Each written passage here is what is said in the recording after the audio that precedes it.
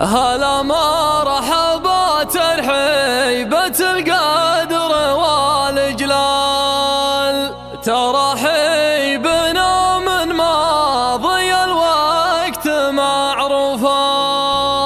باسم شايب نرخص له الحال قبل المال، ما ينضام رجل بدر غزايا بصفوفه.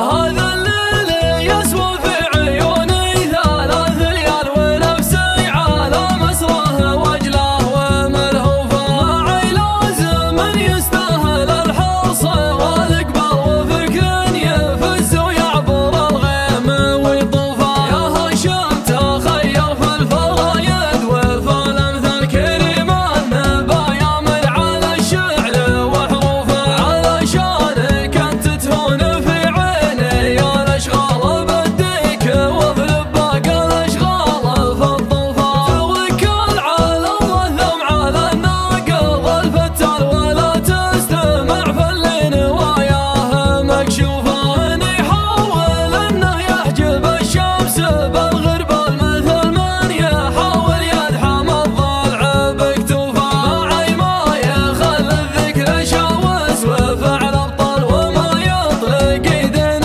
من القيد مكتوفه، وفي الواجب اللي دونه العذر ما ينقال يسرك وقوف اللي يجملك بوقوفه. هلا مرحبا ترحيبة القدر والجلال، ترحيبنا من ماضي الوقت معروفه، اسم شايب نرخص له الحال قبل المال، ما ينضم رجل بدر غزايا بصفوفه. سرايا الكريم خلد الذكر والافعال اصدور الرجال تحفظ طيبه ومعروفه، تربوا هذا العليا على لطمة العيال، يا كم من شجاع بان من فعلهم خوفه، زمان